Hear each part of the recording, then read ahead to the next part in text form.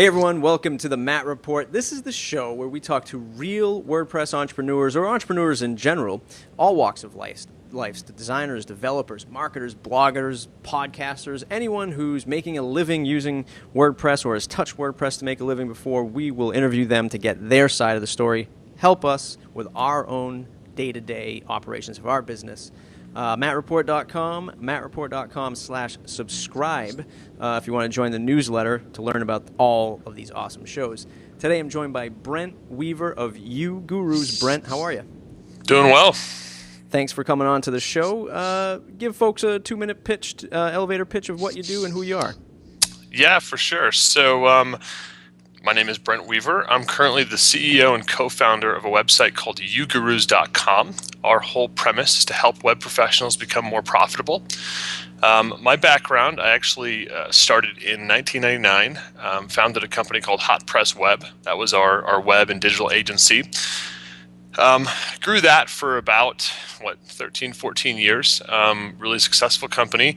Kind of outgrew my desire to continue to run the service professional business in the web agency and decided to sell that last year. Kind of stumbled upon a higher calling, if you will, to help other web professionals to become more profitable. So that's kind of where I'm at today. We are very close to launching our very first product for You Gurus and just having a good time. Awesome. So 12, 13 years running a business. And you kind of say you outgrew the desire. Let's talk about that a little bit. Was it just the client services relationship stuff that got to you, or was it just, hey, I need to move on to something else? I think I always really enjoyed the client services business. For us, we kind of created our own problem, which was we actually created an information product about 4 years ago and kind of got into that business. So we had really two sides to our business that we were running. Half of it was the client services business, and half of it was actually a product. And so we started getting pulled in two different directions. We had, two completely different customer groups. We were working with small business customers, nonprofits, and then we were also working with web designers. And it just got to the point where we were kind of talking out of two sides of our mouth. We had two very distinct different customer groups, and we just made a decision to run with the Web Pro customer group. And so, in doing that, we decided to kind of sell off the web agency side, focus 100% of our energy on the Web Pro. And so it wasn't really getting tired of the client services business. It was just like we were ready to focus more on this side of the shop. Mm-hmm. How did you stumble 4 years ago onto the informational product?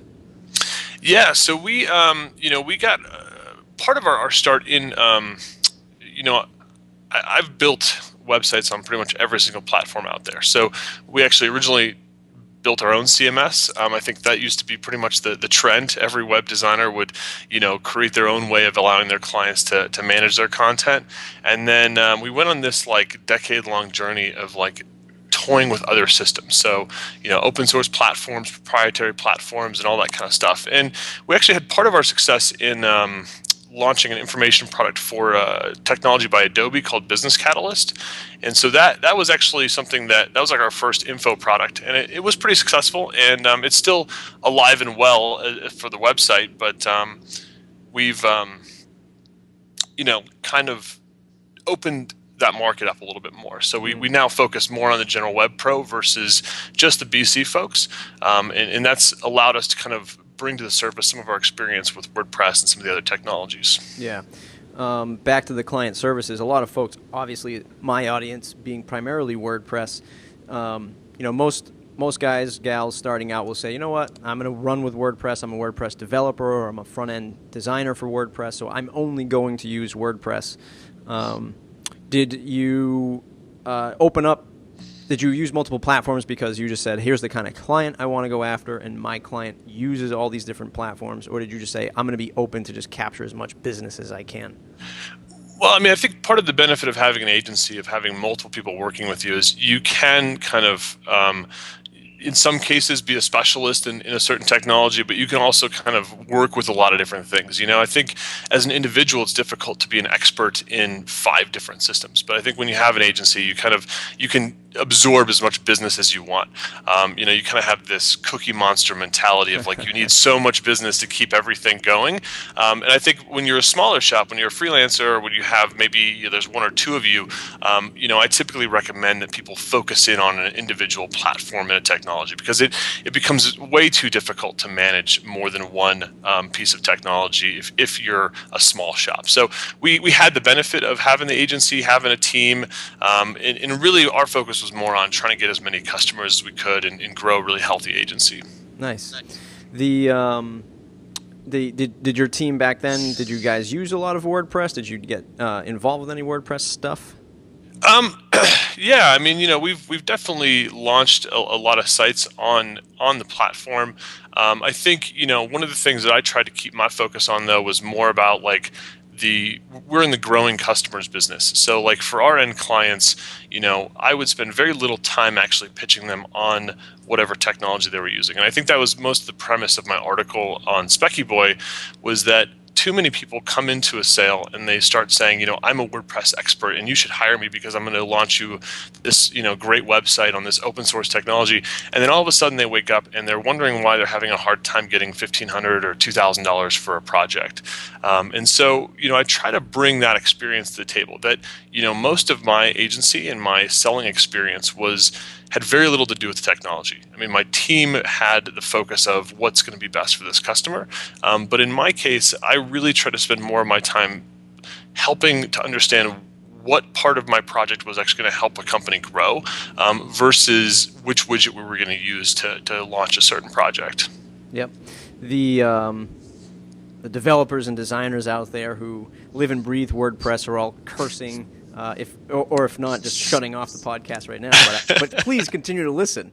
This is good stuff, and this is actually how I connected with Brent when I read his Specky Boy article about not saying WordPress. This is super, super important because, like you said, when we go to WordCamps, we're all with our WordPress buddies. Everyone's like, hey, I cached this database and served up 4.7 million requests on this website. My customers are going to love me. They don't care. They don't care. They want they want their website to work. That's it. They don't care about all the cool stuff you're doing within WordPress. Was this a reality you learned over time? A strategy you had going into running your agency? You knew right off the bat, I'm not going to sell technology. I'm going to sell, the solution. No. So I used to sell the technology. Yep. So I used to, be really excited about the demo. Yep. I used to try to always come in and be like, oh, we're going to put you in this new system and it's awesome and it's great. And, and I would spend a lot of time pitching the technology. And then at the same time, though, I was really struggling as a web designer. My agency was struggling. We were always redlining. I was having a really hard time getting $4,000 or $5,000 was those are big projects for me. And so I kind of went on this quest. And my quest involved hiring a lot of consultants. I joined a program called EO, which is Entrepreneur Organization. I talked to a lot of entrepreneurs.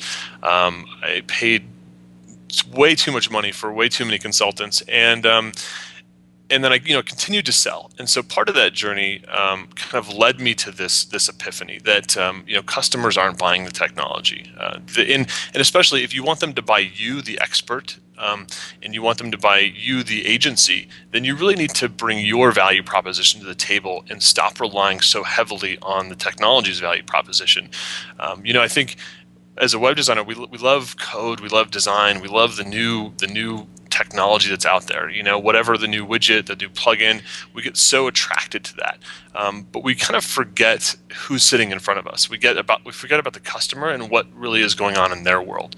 And so when I started spending more time getting involved in their world and forgot a lot about what was happening in my web design world, that was when my projects started turning into $10,000 projects and $20,000 projects. And then, we were getting $30,000 projects. And it was when it hit that point, I realized I wasn't talking about the technology at all.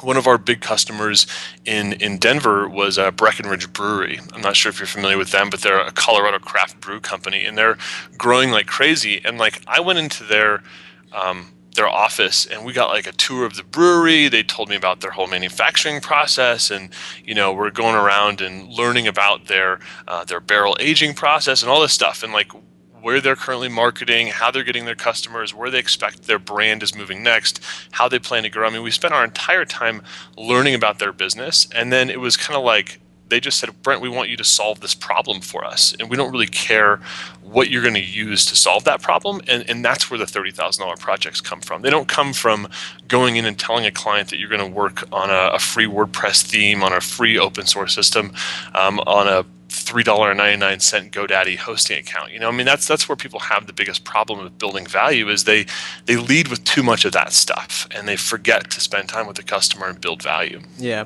you're absolutely right. I think it'll come into play for my real hardcore developer listeners out there. We've been involved with large projects like TechCrunch and AOL and stuff like that, and maybe at that level when you're talking about scale, and there is a team of people actually evaluating technical side of it. Will this product scale to X number of visits a month or whatever? Then you can bring in the technology. But for a client like that, a brewery, where you're going to be getting paid some serious bucks, especially as a growing agency, they don't care. They just want that solution that works. And you're right. We get so caught up in the cool, hey, check out this dashboard of WordPress. It's great. You can create content. You can upload photos. You can do plugins. No one cares. And funny, I ask my guests at the end of every episode, what book do they recommend? And all my guests have been recommending the E-Myth book, and I never read it, and I was just like, oh, it's just like another online book. I don't really care to read this. And then I started reading it, and like the very first chapter is about how you as the worker, you love this stuff, right? You love this technology stuff, and then you try to just work in your business. No. Take a step back. Look at the big picture. Look at the solution that you're providing. So it's great. It's great stuff. Well, and you'll always have those people that are very interested in the technology, or maybe you're attracting people because you're an expert in this specific technology. And I think that's a certain level, it gives you a certain level of credibility in a deal. And obviously there's going to be a time and a place in a project where you do have to deep dive in the technology. And I'm not saying by any means that you shouldn't be an expert. It's just where that expertise gets kind of drooled on a project, and it's usually not in the first part of it. It's not when you're trying to build value for what you do. There's kind of a time and a place for it. I think if I give you kind of the restaurant analogy, I think we don't really care what the chef did, behind the curtain, right? We don't care what ingredients they use or that kind of stuff. I mean, maybe there are some customers that do, but for the most people out there, you just care what it tastes like. You care what it smells like. You care how it's presented in front of you, and how it actually got to that point. You're not super interested. And there's definitely a lot of dishes. I mean, like foie gras or other stuff where it's like you don't really want to know the details of how it was made, but right. You're more interested in the experience it gives you, and I think that that applies to our business really well. You're the chef. You don't come out and just explain to your customer what all of your ingredients are and exactly how you're going to make it. They're more interested in the experience and in what it tastes like than they are in every single detail about what's in it. You just said an interesting word there, the experience, and I think a lot of folks in our field aren't thinking about the experience that the customer is experiencing when they're dealing with freelancers or an agency. What's the process like? What's it like when they finally say yes and they take on my project? How do they communicate with me? How well do they communicate? What updates are they giving me along the way, because I'm not a tech savvy person? This is the customer talking. Did you ever focus on the experience of the customer's interaction with you? Once you started finding a different voice instead of selling technology, did you kind of make it an experience? Did you shift gears in that perspective? Absolutely. I mean, I think I would spend a lot more of my time, especially because my focus was the business development and sales side of our agency. I spent a lot more of my time thinking about what that experience was like, what every single interaction actually was, how long I was spending with the customer, what we were talking about, what our agenda was supposed to be for that interaction, and spending more time thinking about how to make those interactions really, really interesting and engaging, versus coming into them with some huge cool technology demo. I mean, I never demoed the technology, or at least for the most part, I kind of stopped. And I spent a lot more time thinking about how I was going to connect and form a real lasting relationship with this person. One of our products that we're launching very soon on UGurus is called the Web Design Sales Kit. And basically it outlines my interaction model of how I would take, I'd have 9 interactions with a potential customer before I would ever sign a deal with them, and basically outlines what I would do on every single one of those interactions and how I would kind of scaffold those meetings, initially spending maybe 5 or 10 minutes with the customer, and by the end of the 9 interactions, spending 2 hours with the customer. And every single one of those meetings is customer oriented. None of them that I outline actually ever has you talking about like what you're going to do for the customer. It's all about figuring out who their customer avatar is, who their value proposition is, analyzing their market and competition, figuring out who in their market is doing things well and how they could potentially position themselves to overtake them in the online space. So I spend all my time thinking about their business and really their customer versus thinking about, what the heck's going on in my agency. Yeah. That's awesome. Were those first 4 or 5 that you mentioned? Are those part of the 9? Yeah, the first couple, one of the things that is always interesting is my second meeting that I always have with a prospective customer is always qualifying them for my business. And I think that's something that a lot of web companies don't do enough of. They just kind of like whoever knocks on their door, they just want the business so bad, and they forget to say, do I really want to work with this customer? And then like somewhere halfway through a project, they wake up and they're like, man, I can't stand this person. I hate their business and they're so mean to me, and so that's kind of what our first couple interactions are is getting to qualify them, making sure that they're somebody that your value proposition is going to fit really well with and that they're your ideal customer. And then we get into discovery, and discovery is usually around 4 meetings for me before we ever present a proposal. So a lot of guys like to have an hour-long conference call and then present some proposal to somebody, and I push that all the way to the end. So I usually don't present a proposal to somebody until I've had a lot of interactions and I feel pretty comfortable that I want to move forward with them. So this is what it sounds like from the outside. It sounds like you're about to spend 10 to 12 hours worth of work without getting paid. How do you answer that? Well, so it's kind of funny. So that could be possible for sure. And if you're going to sell a $20,000 deal, you can probably be pretty assured that might happen. But something that you can actually do, because this process that I outline is you do deliver so much value, is a lot of times I would charge for my sales time. So like when we would get past the second interaction and basically I realized that they're a good potential fit for my business, I'd say, hey, look, I've got this discovery process. We're going to deep dive in your business. It's going to take about 10 hours and I'm going to charge you $1,000 for it. So you get them to commit to a smaller mini project. You're going to spend a lot of time with them, consulting with them, kind of consultative selling. And then at the end of it, you're going to give them a really good scope of work that outlines their project, their audience, their drivers, their key pains, the problems they're solving, a customer avatar. So you can charge for it. I didn't used to charge for it, but once I got really, really good at it, I actually did turn that into part of our agency's services. That's awesome. The other thing that's so important but so difficult is picking the right business to work with, picking the right client to work with, especially one that's profitable, and not like, when I say profitable, I don't mean that, hey, this company's making millions upon millions. It's Apple, the profit margins are ridiculous. But somebody who is doing well, they're not, they're not doing this, they're struggling on cash flow, and you're going to have to identify that, because in our field, it's like sometimes 30, 60, 90, 120 days, a year worth of work. You are now embarking on this hand-to-hand journey with somebody that, in 6 months, you're saying, okay, you owe me, X amount of dollars now into the project. Any advice to those folks who are, finally hitting the $20,000, $30,000 clients, and how to set up payment structure? Any tips on that? So, as far as payment structure in general, I think, it depends. If you're working kind of time and materials based where you're just getting paid by the hour and you're billing a client, whether it's through a retainer or whatever, there's that model. Or you're doing more fixed price projects. And at least in my experience, most web projects, clients like the fixed price approach. They like to see a scope of work with a very specific dollar amount versus just kind of having the open-ended retainer. Over the years, we had tried open-ended retainers a lot. It works really well with ongoing support agreements, but for upfront projects, usually it's it's the fixed price project. And I moved to a model where we always did 50% up front and then 25% at a midpoint milestone and then 25% upon completion.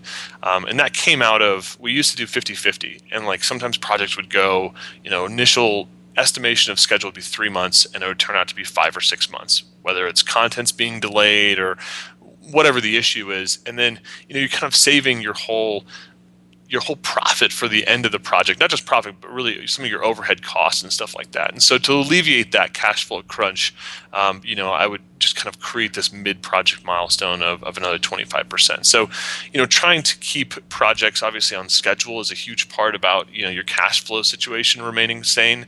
But sometimes if you change your billing relationship a little bit, it can alleviate that. Yeah. That's the kind of conversation I enjoy having with folks like you and I, because that's the world that I live, is, running the business and running project management, and then it's managing the cash flow and relaying to the customer or to the client, here's the reality of our business. You're a brewery, so, I don't know, you're building product, you're shipping it out, people are buying it, and you've got this constant wheel going.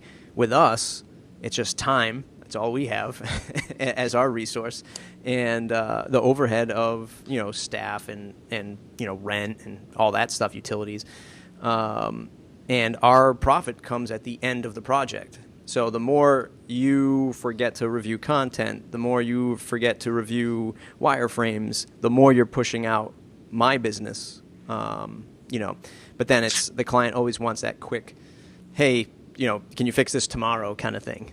Yeah. Well, don't forget about us, because, we're still waiting to get paid from you, that kind of thing. And there's a couple things I want to say on that. Yep. One is getting paid on time.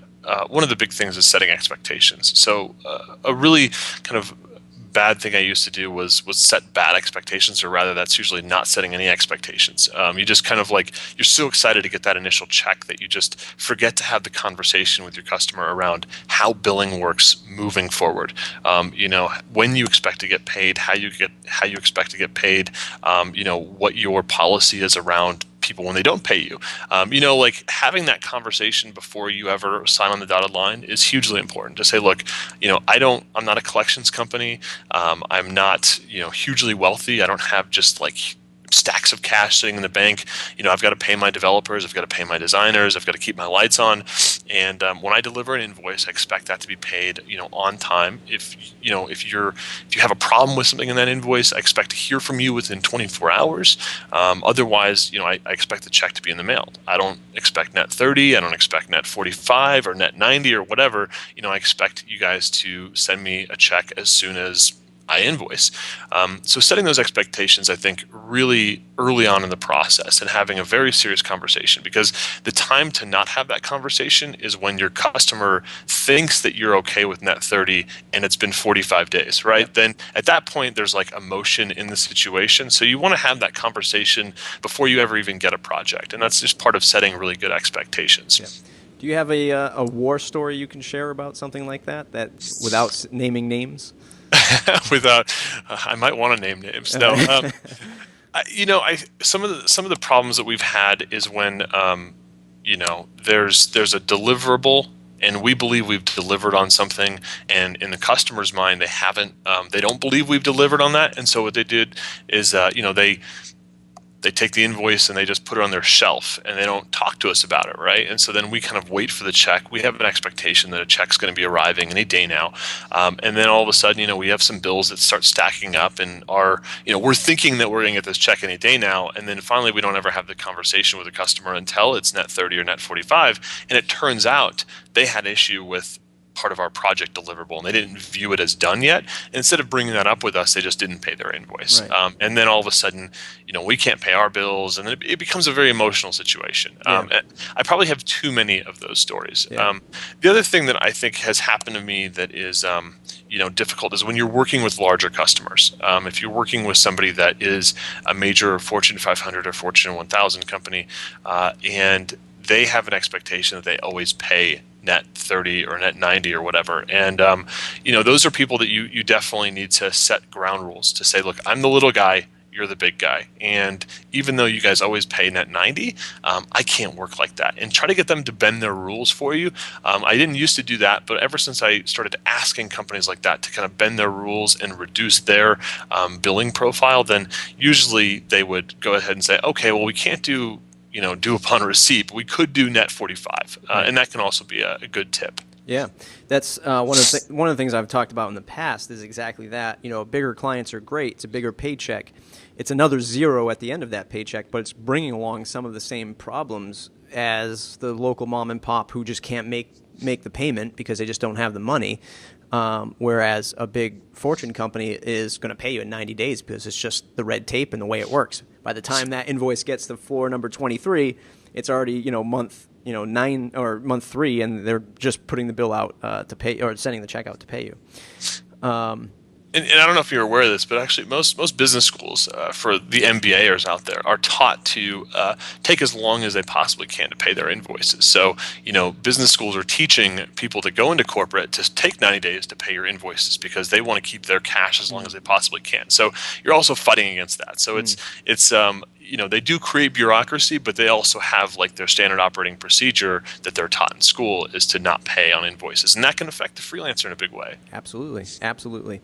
The other thing is setting that expectation so that they don't just, the smaller company just doesn't shelf the invoice and say, well, I'm not really too happy, but I'm not going to have this conversation with them right now because, we don't really know where to begin. So we're just not going to pay this because we don't see this as completed.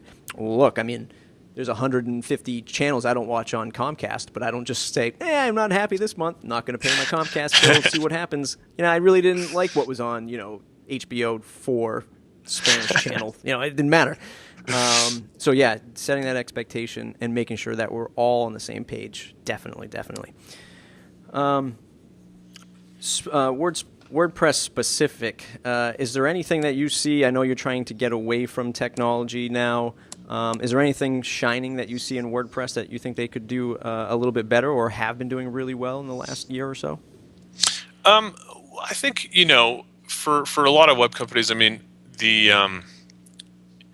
think one of the problems I still see with a lot of WordPress implementations out there is the constant updating, the overhead that exists if you have a lot of WordPress sites for an agency. And I've seen some kind of cloud-based solutions and kind of some update type of methods that you can use, but I still haven't seen like the silver bullet for, you've got, in our agency we had, let's say like 300 sites that we constantly managed.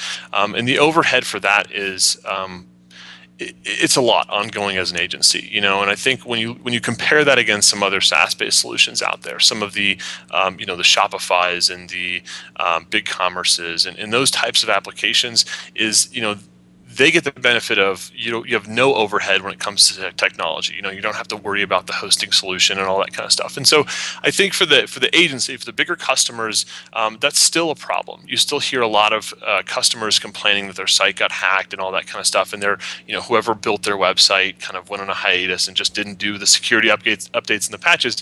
And so I think that is still a big problem in the open source space. I'm still looking for the silver bullet for that. I'm not sure if you have more experience with that, but in my experience, I've seen a lot of customers get burned in that space, and I'd love to see something a little bit more unified from the community on how to solve that problem.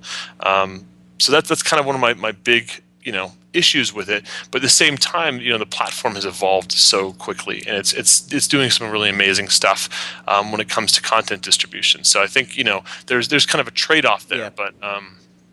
Yeah. No, you're absolutely right. What's next for you, Gurus? I see that you do a lot of video. You're doing a lot of web shows helping folks in the web professional space. What do you have going on next? Yeah, so I mentioned it a little bit, but our first product is launching. It's a web design sales kit. It's basically, my 14 years of selling web professionally, all of my experience. Well, I should say it's my later career experience that I'm teaching. I'm not teaching the early stuff, right? All of the mistakes that I made, the trials and the errors that I kind of went through. I'm not really teaching that. I'm teaching my process that I was really, that was really fine tuned, and I was selling a lot of deals. So I'm teaching that over, I don't know, it's probably a 6 or 7 hour course, along with a ton of other resources that I use, like pricing calculators, proposal templates, presentation tools that I use to help build value, customer avatar worksheets, and all that kind of stuff. So everything that I used in that 10 hours of sales process, we're basically going to, provide as a product. So somebody can come in and swipe their credit card and purchase that. So that's going to be our first product. And then we've got about 15 other areas of a web practice that we're going to be looking at over the next 12 months. So I'm not quite ready to talk about any of that stuff yet, but the sales kit's going to be the first thing that comes out. And of course, we're actually also, always going to be doing a lot of blogging, a lot of video blogging, open to questions from the community. I've got a Q&A Thursday video that we've been putting together, and that's all based on customer inquiries and feedback that we get. And then we basically answer a question every week and put some work into providing some good insight on that. That's awesome. The level of quality that you're doing with video looks great. Obviously, your setup looks great now. Are you renting out do you have a studio space set up? How does that work? How does it look at the office? Yeah, so we actually converted. We're still in the same space we were with our web agency. So we actually have been able to keep a good deal of our team from our agency business for what we're doing now. And so we actually converted our conference room area where we used to meet with clients, basically converted that into a video studio. So now we're not doing a whole lot of meeting one-on-one with people. And if we are meeting with them, there are other web professionals, and we're probably interviewing them anyways. So we basically converted half our office into a studio. So it's pretty cool. That's tremendous. That's awesome. Very, very good. So that ends the formal interview. So we'll jump into some of the last two segments of the show, the What's in Your Toolbox segment. What piece of software or hardware do you use to run your business on a day-to-day basis, like an Evernote, Gmail, an iPad? What do you have? Do I have to pick one? I no, feel like if you got a bunch of them, throw them all together, because that's awesome. We've got like software soup here. We use. Are you familiar with Podio? I've heard of it. All right, so Podio is our project management suite, basically. We use Basecamp for years. I love the 37 Signals products and stuff like that, but Podio is pretty nifty because it's highly customizable. So we can basically create our own kind of databases within Podio. So we manage all of our content publishing and our contributor network through Podio. We manage basically all of our operations in Podio. And then other than that, it's Google Apps to manage all of our communications and documents and stuff like that. Evernote for all of our note-taking stuff. Dropbox, we obviously move a lot of video around, so Dropbox is our solution to kind of keep all of our video stuff synced up. I'm trying to think. I'm trying to see what else is on my taskbar. And then I actually use Trello to manage my personal task lists and stuff like that. So I'm not sure if you're familiar. Ryan Carson has published a lot about how he uses Trello to manage Treehouse, and so I've been using that same methodology, and it's pretty cool and definitely very useful. Yeah, I actually started using Trello internally because we've used Basecamp for years, and of course there's a new Basecamp. I just find that the clients still don't use it. They'll log in for that first time, and it's just like you said. It's instead of selling, the solution, we used to have like training classes, and then they're like, boy, what is this Basecamp all about? And then they're confusing Basecamp dashboard with WordPress dashboard. Forget it. Just stick to email. We'll use it internally. Even some of the more savvy ones, they would use it, they would post to it, but they wouldn't look at the calendar, the to-do list. I mean, they're busy running their business. Yeah, I mean, a couple quick tips on that. For getting clients to adopt the project management software, which I think is, you kind of have to get them to use something, right? Because sometimes managing a project over email, if you have like 10 or 12 people that are in a project, becomes a little bit too overwhelming. So, doing some upfront training with them on Basecamp, having them primarily use Basecamp in their email box. So you use Basecamp, but you let them leverage the email functionality where they're replying to notes and stuff like that to keep stuff organized. And the other one is to have a weekly standing meeting with your customer, where you basically every week you sit down with them for an hour, and it's always the same time, same place, and you have Basecamp in front of them. So even though they're primarily using email, you still show them the project management suite on a weekly basis, so they know that, hey, look, if I ever was wondering what's going on with my project, I could log in and see this thing that they're showing me. But knowing that they're probably only going to use email is always a good rule of thumb. Yeah. That's awesome. Let's jump into the lightning round, ask you a series of quick questions, and you'll have a series of quick answers. The one plugin you cannot live without. Might not have an answer for this one. There's a guy that, I'm just going to say the most recent plugin that I was using. There's a guy who's created a plugin called WP Preset that's actually allowed us to save a little bit of time in creating new WordPress implementations. They're super new, but basically what their plugin does is it allows you to preload all of your settings that you have from a WordPress.org implementation in about one click. So it saves about 200 clicks on the install. These guys are super new. They're just getting their product off the ground, but I had a chance to use it, and it's pretty nifty, just because if you're trying to create a lot of websites quickly, it can save a huge amount of time on your projects. Nice, very nice. A favorite WordPress or business book?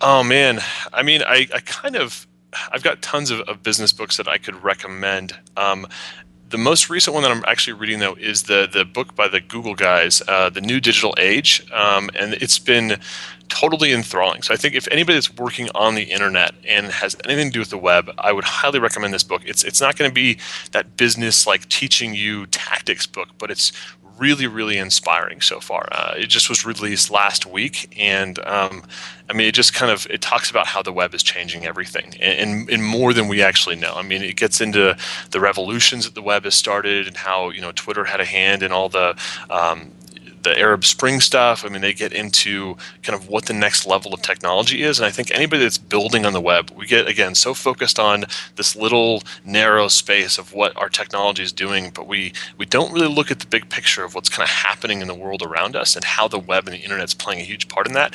So I definitely recommend that. I mean, if you're at all interested in kind of expanding your mind, that New Digital Age is definitely a good read. Awesome. A quote you live or run your business by? A quote that I'm going to have to go with Woody Allen on that one. 80% of life is showing up. I think something that I've learned is that, you show up for the conferences, you show up for the client meetings when things seem too big for you and you feel a little bit uncomfortable about them. You keep showing up. If you're interested in building an app, or you're interested in pursuing a certain client, show up for it. Seek them out on LinkedIn, or spend 2 hours a night trying to work on that side project app that you're doing.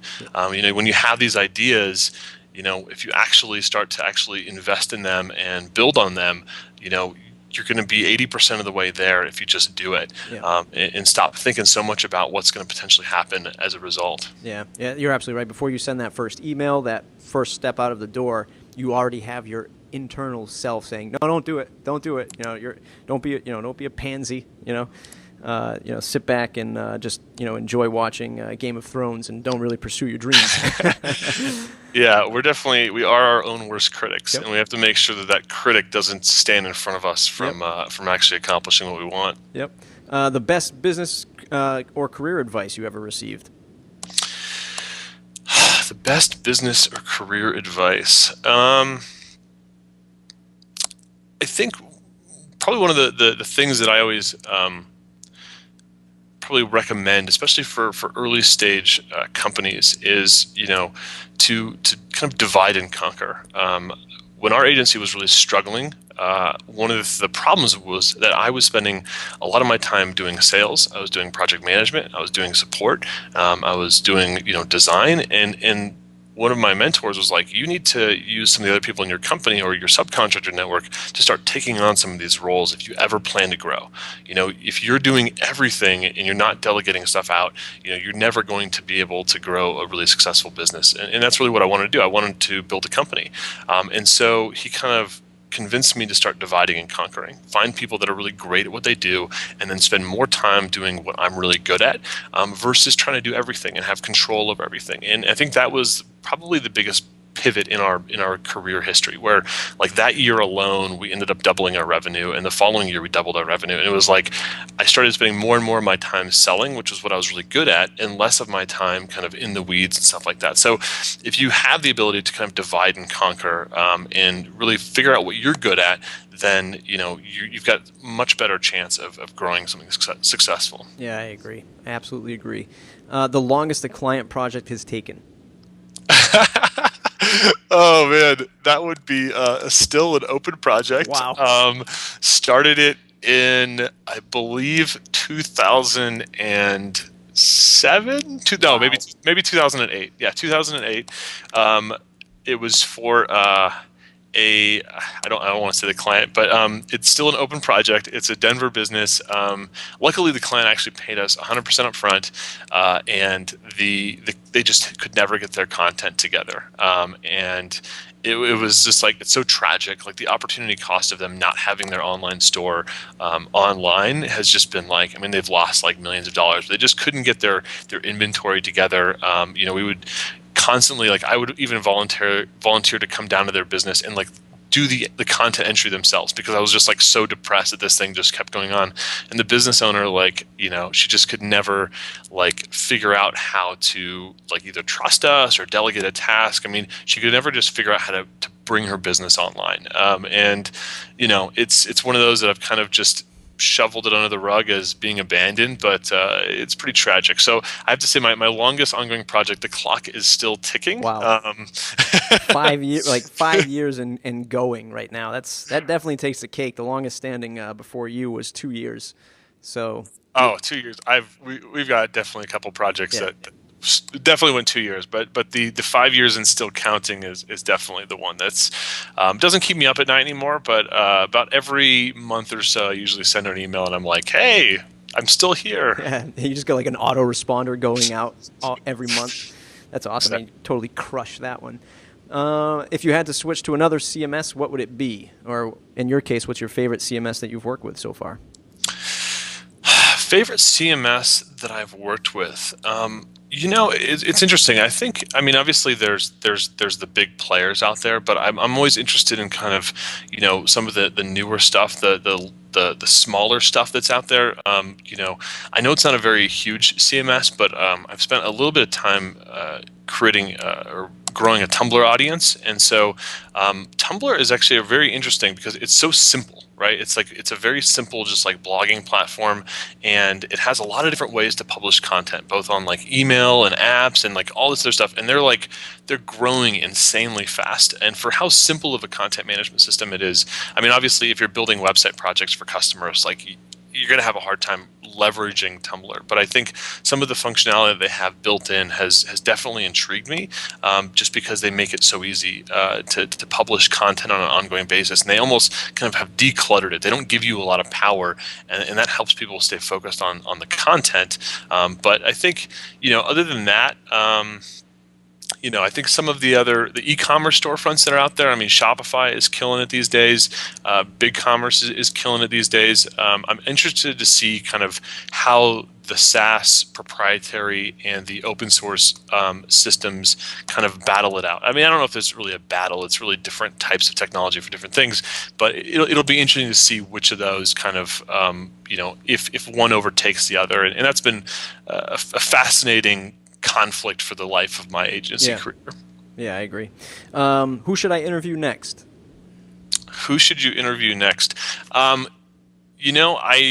just had a fascinating interview actually with Andrew Wilkinson of Meta Lab. I'm not sure if you're familiar with them. They do a lot of work for like TED and Google and some of the big names, and it was truly fascinating. I'm not sure if he's taken a lot of interviews, but I somehow luckily got an interview with him, and he was like super fascinating just about his thoughts on design and how he built his company basically out of his basement. Now they're a 50-person like super company that are doing amazing design stuff for a lot of people. So Andrew Wilkinson is definitely a good possibility if you can. Tremendous. What's the one question that I didn't ask you that I should have? I don't know, man. You've covered a lot. I think I got them all. You got them all. I'm trying to think here. I don't got anything new for you. Sorry. Nice. That's all right. That's okay. I did my job. All right, so that's awesome. It's been an awesome interview, Brent. You did an amazing job. You gave us so much awesome inside info to running an agency to now growing a new product. Folks, if you want to see more of this stuff, mattreport.com/subscribe, so you can join the mailing list and you can find all these awesome interviews when they come out. Brent, where can people find you on the web, and where can they say thanks? Absolutely. So our website, ugurus.com, that's the letter U and then gurus.com. You can, of course, check us out there. We got some really cool blog posts and content kind of furthering the conversation we've been having here. And then you can always follow me on Twitter, and that's at Brent Weaver on Twitter. Awesome. Thanks, Brent. Thanks for doing the interview. Absolutely, Matt. My pleasure.